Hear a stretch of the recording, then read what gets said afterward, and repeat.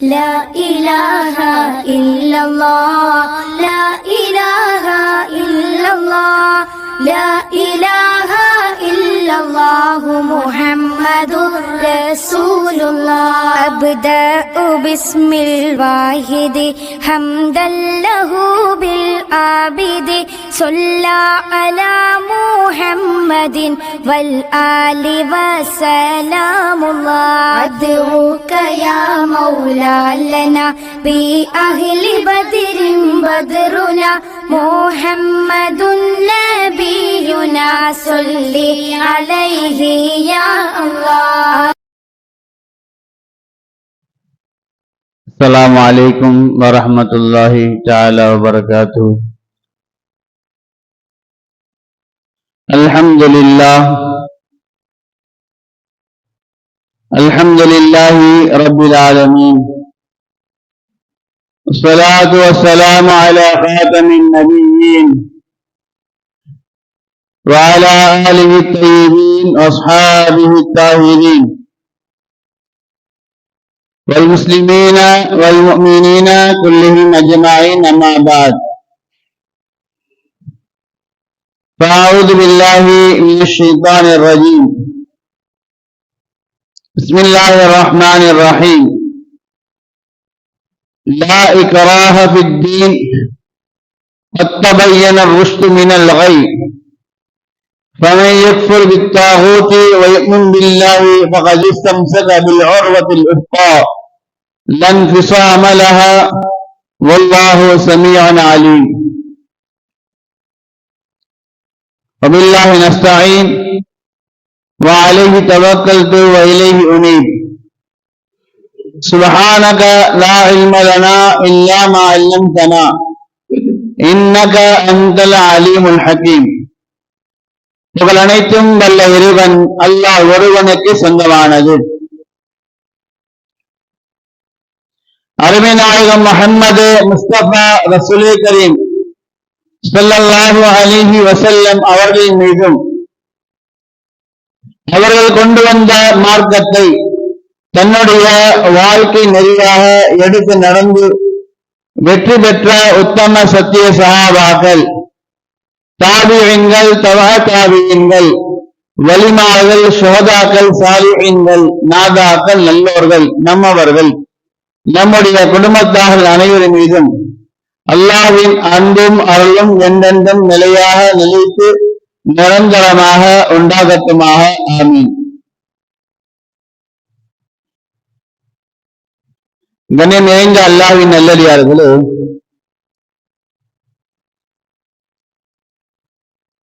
இன்னும் சில நாட்களில் நமது தாய் நாட்டின் விடுதலை நாளாக இருக்கக்கூடிய ஒரு நாளை, சுதந்திர நாளை நாம் கொண்டாட இருக்கின்றோம்.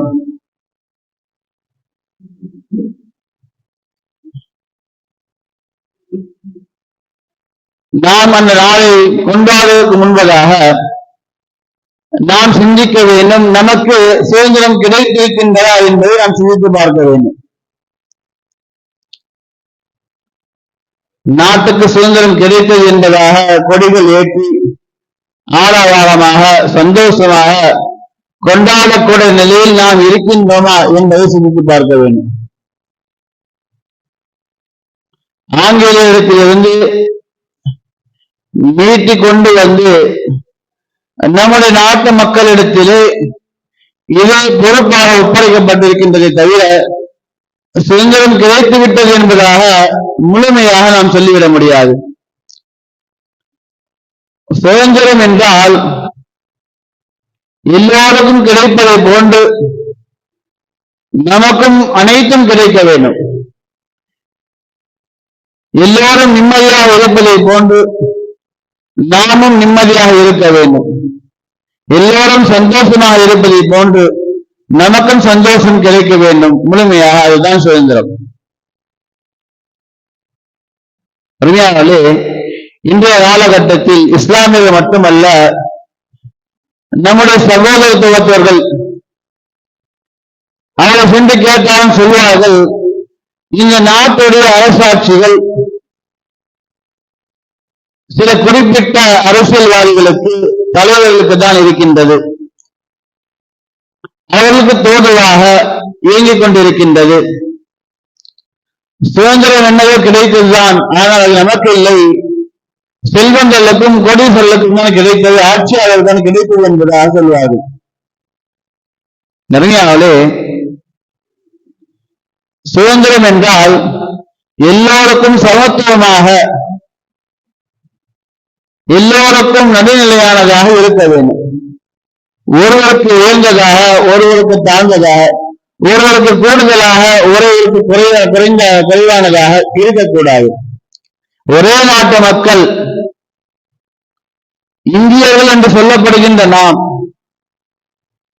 இந்தியர்களாக நாம் இருக்கின்றோம் என்றால், இந்தியாவில் வாழுகின்ற ஒவ்வொரு குடிமகனுக்கும் பரிபூர்ணமான முறையில் சுதந்திரம் கிடைத்திருக்க வேண்டும். அதுதான் உண்மையான சுதந்திரம். அருமையாலே, ஆனால் நாம் எடுத்து பார்த்தால் நமக்கு அப்படி சுதந்திரம் கிடைக்கப் பெறவில்லை. கிடைக்கப் பெறாத ஒரு நாளை கொண்டாடக்கூடிய ஒரு கட்டாயத்தில் நாம் இருக்கின்றோம். கொண்டாடவில்லை என்றால் நம்மை ஆன்டி இந்தியன் என்பார் சொல்லிவிடுவார்கள். இது எனக்காகவோ நமக்காக இல்லை, ஒட்டுமொத்த இந்தியர்களுக்காக பேசப்படுகிற விஷயம். அதனாலே சந்தோஷம் என்பது, கொண்டாட்டம் என்பது பரிபூர்ணமான ஒரு விஷயம் கிடைத்துவிட்டால் தான். கிடைக்காத ஒரு விஷயத்தை கொண்டாடும்படியாக நிர்பந்திப்பது எப்படி?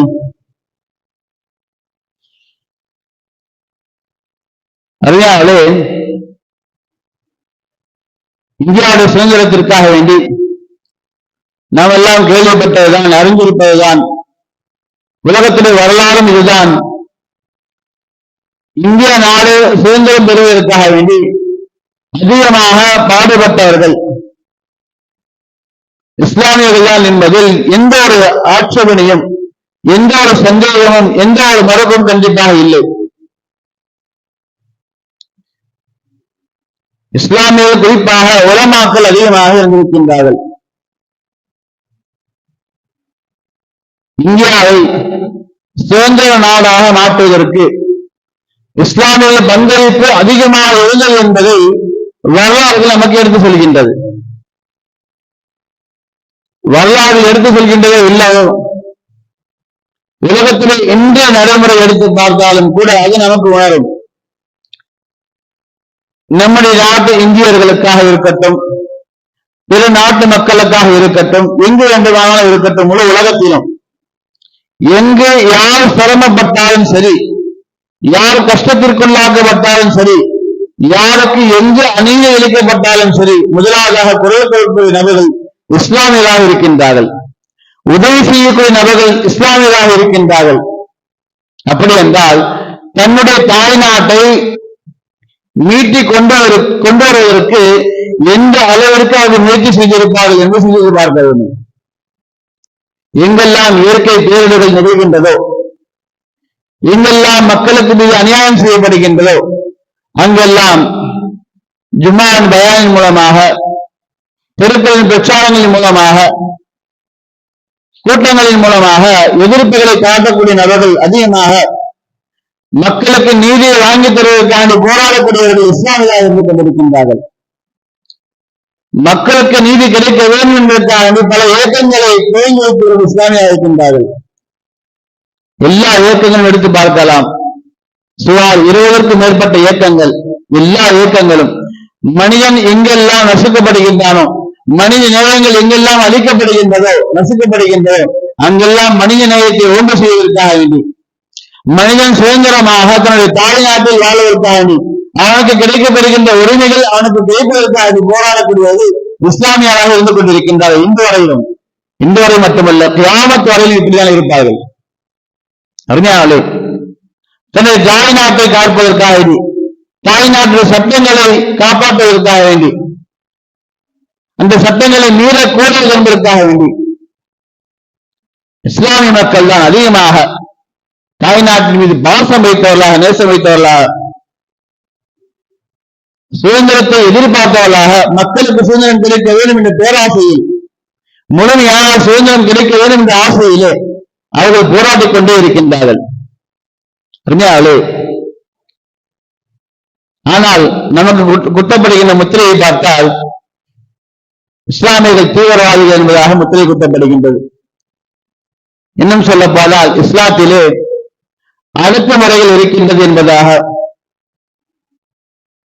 நசுக்குகின்றார்கள். சட்டத்திட்டங்களை போட்டு மனிதனால் வாழ்வதற்கு உதவில்லை என்பதாக சொல்லி மாற்று மதத்தார்கள் அல்ல, இஸ்லாமை சேர்ந்த சில மக்களும் கூட சொல்லக்கூடிய சூழ்நிலை பார்த்துக் கொண்டிருக்கின்றோம். அல்லாஹ் சுப்ஹானஹு வ தஆலா குர்ஆனிலே தெள்ள தெளிவாக சொல்லிவிட்டான், லா இக்ராஹ ஃபித்தீன், இந்த தீனிலே நிர்பந்தம் என்பது கிடையாது. லா இக்ராஹ ஃபித்தீன், எல்லாரும் ஈமானை ஏற்றுக்கொள்ள வேண்டும் என்ற நிர்பந்தம் கிடையாது. ஆனால் அல்லாஹ் சுப்ஹானஹு வ தஆலா யாருக்காவது ஹிதாயத்தை கொடுத்து விட்டால், நேர்வழியை அல்லாஹ் காட்டிவிட்டால் அவர்கள் சில வழிமுறைகளை பின்பற்றி ஆக வேண்டும். அல்லாஹை அல்லாஹ்வாக, ரசூலை ரசூலாக,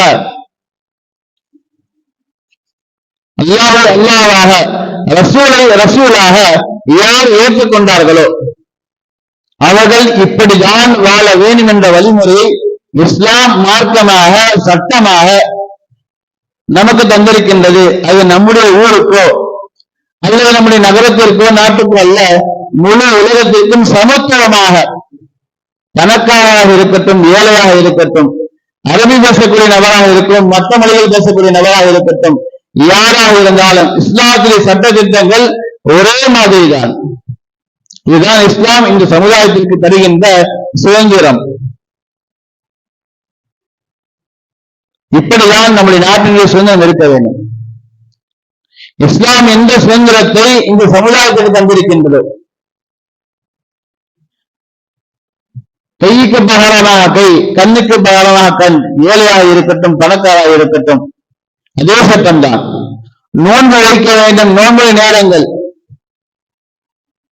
உடல்நலை சரியில்லாத நபராக இருந்தாலும் சரி, ஆரோக்கியமான நபராக இருந்தாலும் சரி, நோன்பு வைக்க சக்தி இருந்தால் அவருக்கும் அதே நேரம் தான், அதே காலங்கள் தான்.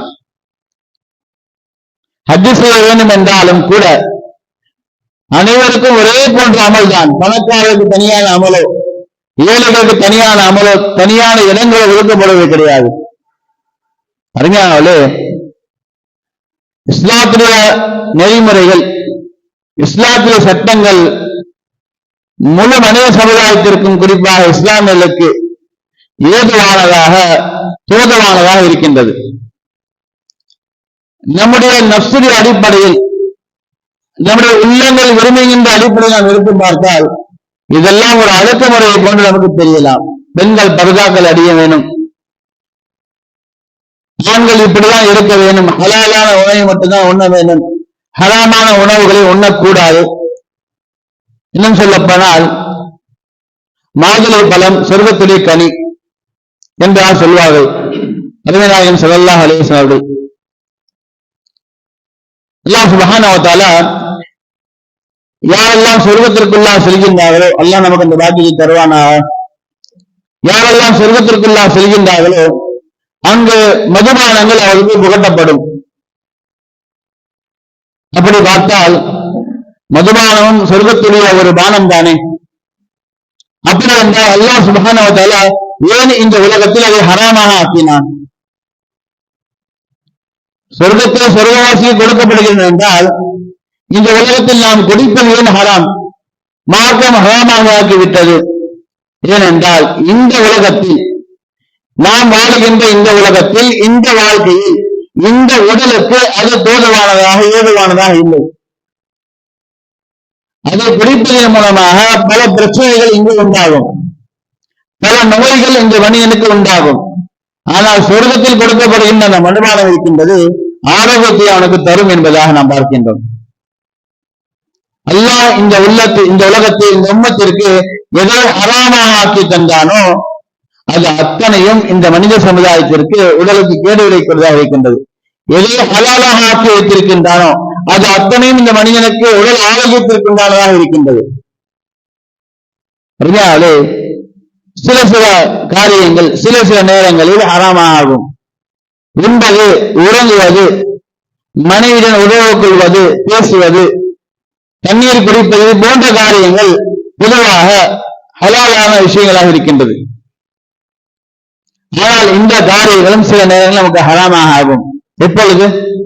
தக்பீர் தஹரீமா நாம் கெட்டிவிட்டால் தொழுகைக்காக வேண்டி அல்லாஹ் அக்பர் என்று தக்பீர் சொல்லி தக்பீர் தஹரீமாக நாம் கெட்டிவிட்டால் மார்க்கம் சொல்கின்றது, யாராக இருந்தாலும் சரி தொழுகைக்கு முன்புதான் உண்ணலாம், உறங்கலாம், பருகலாம், மனைவிடன் ஹலாலான முறையில் உறவு கொள்ளலாம், தன்னுடைய தேவைகளை பூர்த்தி செய்து கொள்ளலாம், வியாபாரம் செய்யலாம், தொழில் துறைகள் செய்யலாம்.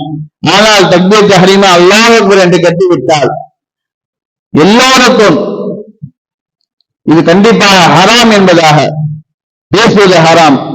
தொழில் என்றால் பேசக்கூடாது, குடிக்கக்கூடாது, உண்ணக்கூடாது.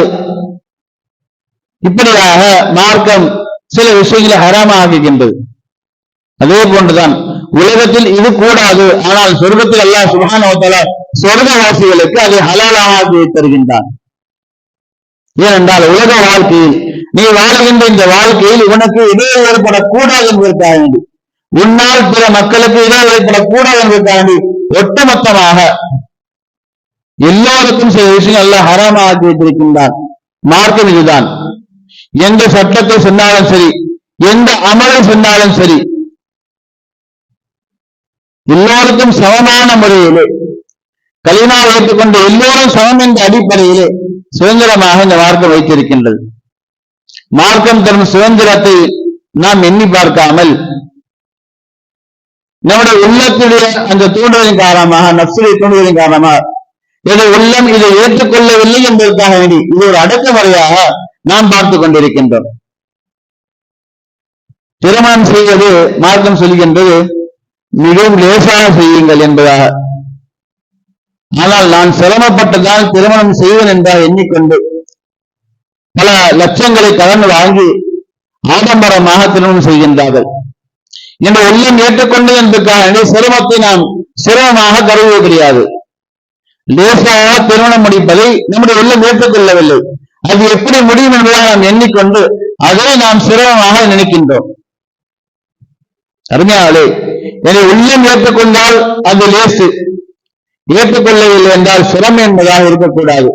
அருமையாளே, மார்க்கம் இருக்கின்றது, இந்த இஸ்லாம் இருக்கின்றது, அல்லாஹ் சுப்ஹானஹு வ தஆலா நமக்கு தந்த இந்த தீன் இருக்கின்றது. எல்லோருக்கும் சமமானதாக, எந்த நாட்டாராக இருக்கட்டும், எந்த மொழி பேசக்கூடிய நபராக இருக்கட்டும், எல்லோருக்கும் சமமானதாக இந்த மார்க்கம் இருக்கின்றது. அல்லாஹ் சுப்ஹானஹு வ தஆலா நமக்கு இந்த மார்க்கத்தை தந்திருக்கின்றான் என்றால் சுதந்திரமான வாழ்க்கையை தந்திருக்கின்றான். மார்க்கத்திலே சுதந்திரத்தை நாம் விலகிக் கொள்ள வேண்டும். பர்தாக்களை பெரும்பாலான முஸ்லிம்கள் இன்ற அளவிலே அணிவது கிடையாது. அணிந்தாலும் அறகுறையாக பேணுதலான ஆடைகள் அல்ல. கேட்டால் சொல்லுவார்கள், அது என்ன அடக்குமுறை போன்று இருக்கின்றது, இந்த ஆடை அலங்காரங்களை வெளிப்படுத்தி காட்டினால் என்ன என்பதாக கேட்பார்கள். பர்தா இருக்கின்றது இஸ்லாமிய பெண்களுக்கு அல்லாஹ் சுப்ஹானஹு வ தஆலா கொடுத்த மிகப்பெரிய ஒரு பாக்கியம் என்பதாக சொல்ல வேண்டும். அவருடைய அளவுகள் பாதுகாக்கப்படுவதற்கு, அவருடைய மானங்கள் கண்ணியங்கள் பாதுகாக்கப்படுவதற்கு கொடுக்கப்பட்ட மிகப்பெரிய ஒரு பாக்கியம் என்பதாக அவர்கள் விளங்கியிருக்க வேண்டும். பாக்கியம் என்பதாக விளங்கியவர்கள் அதை பயன்படுத்திக் கொள்கின்றார்கள். பாக்கியம் என்பதாக விளங்காதவர்கள் அதை அடக்குமுறையாக எண்ணுகின்றார்கள்.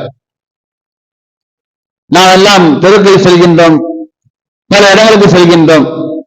சில உணவுப் பொருட்கள் திறந்து இருக்கின்றது, சில உணவுப் பொருட்கள் கண்ணாடிக்குள்ளாக அடைக்கப்பட்டு பாதுகாப்பாக தூசி துரும்புகள் படியாமல் மிகவும் பாதுகாப்பாக பேக்கிங் செய்யப்பட்டு இருக்கின்றது. நம்முடைய உள்ளம் எதை விரும்பும் என்றால் சிந்திக்க வேண்டும். அறிஞர்களே, தெருக்களில் தூசிகள் படுகின்ற உணவையா அல்லது பாதுகாக்கப்பட்ட பொக்கிஷமாக வைக்கப்பட்டிருக்கின்ற உணவையா என்பதாக சிந்திக்க வேண்டும். அதுதான் நியமத் என்பதாக சொல்கின்றார்கள். பெண்களுக்கு கொடுக்கப்பட்ட அந்த பர்தா இருக்கின்றது மிகவும் உயர்ந்த நியமத்தாக, உயர்ந்த கண்ணியமானதாக இருக்கின்றது. இஸ்லாம் யாரையும் அடக்குமுறை செய்யவில்லை. உன்னுடைய கண்ணியத்தை உயர்ந்ததற்கான அமல்களை உனக்கு சொல்லித் தருகின்றது. இது உனக்கு மட்டுமல்ல, உலகத்தில் பெண்ணாக பிறந்த எல்லா இஸ்லாமியர்களுக்கும் தான். இந்திய நாட்டு பெண்கள் மட்டும் அணிய வேண்டும், அன்றைய நாட்டு பெண்கள் எல்லாம் அணிய தேவையில்லை. உலகத்தில் கலிமா ஏற்றுக்கொண்ட எல்லா பெண்களும் குர்ஆன் ஹதீஸின் படி வாழ வேண்டும் என்று ஆசைப்படுகின்றார். தன்னை உள்ளம் ஏற்றுக்கொண்டாலும் சரி, ஏற்றுக்கொள்ள இல்லைனாலும் சரி, இதுதான் மார்க்கம் என்று விலகிக் கொண்டார். பெண்கள் அனைவரும் அணிய வேண்டிய கடமை இருக்கின்றது. அருமையால் இஸ்லாம் இருக்கின்றது சமத்துவமான ஒரு மார்க்கம்.